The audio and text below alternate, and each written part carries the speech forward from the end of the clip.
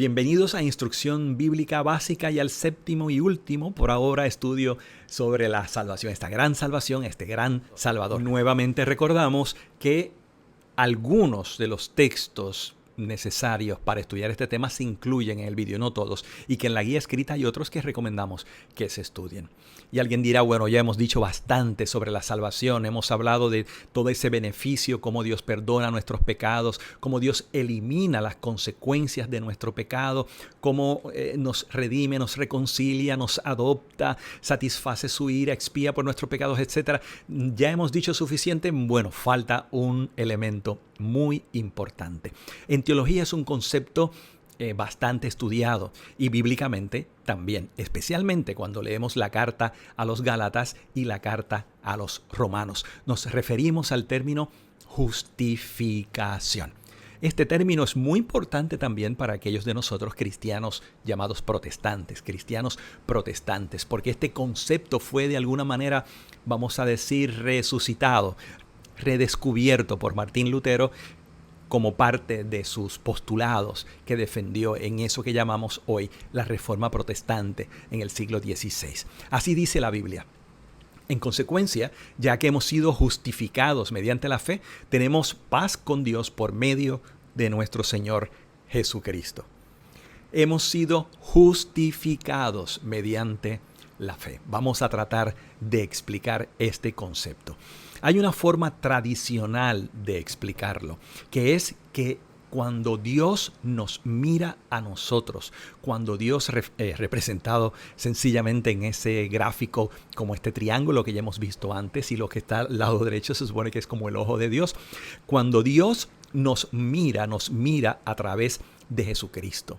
Nuestro pecado es perdonado por Dios, pero hay algo más que Dios hace. Aparte de todas esas cosas que ya hemos mencionado, es que Dios nos considera justos. Y como dije, hay dos maneras de explicar esto. Una es esta que se ve representada aquí. Es que Dios nos mira a nosotros a través de Jesucristo. Y cuando Dios nos mira, entonces nos ve como Jesús. Nos ve justos.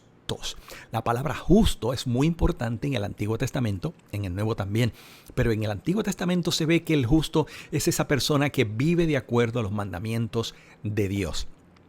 Cuando Dios nos mira a través de Jesús, nos ve justos, nos ve sin falta, nos ve sin culpa. Lo que nos lleva a la otra forma de explicar el término justificación, que es uno que yo encuentro muy adecuado y conforme al lenguaje bíblico. Y es el siguiente.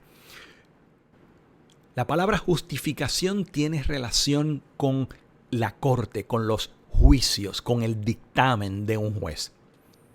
Y ser justificado en ese sentido quiere decir que Dios nos declara no culpables de nuestro pecado, todo gracias al sacrificio de Jesús.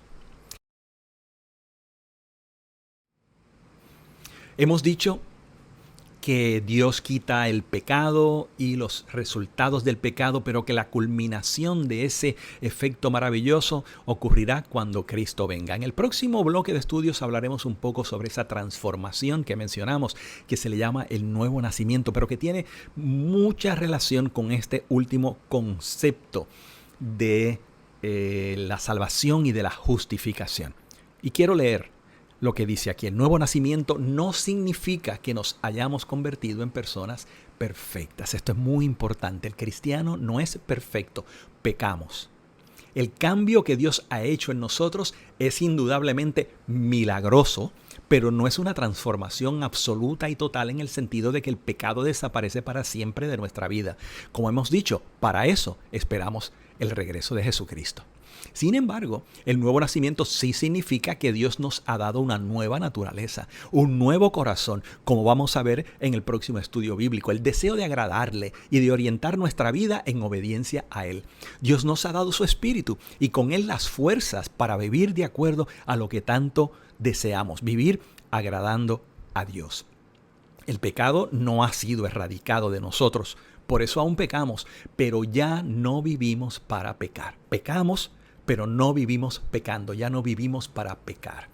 En otros estudios examinaremos cómo se puede crecer en esta nueva vida, cómo podemos hacer de la victoria sobre el pecado, una experiencia regular y cotidiana, y cuál es esa experiencia que da inicio a esa clase de vida que se llama el nuevo nacimiento.